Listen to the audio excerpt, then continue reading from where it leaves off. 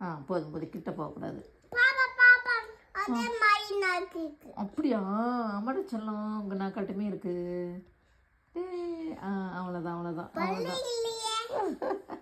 பல்லு இல்லையா? பல்லு வரும், அப்புறமே வரும். பெரிய பொண்ணாவனாட்டி வரும். பல்லு வேணாமா?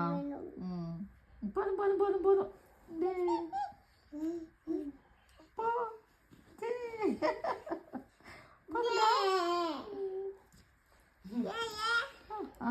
அக்கா பாருங்க, அக்கா பாருங்கடா செல்லம், அக்கா பாருங்க. அக்கா தான் பார்க்கணும்.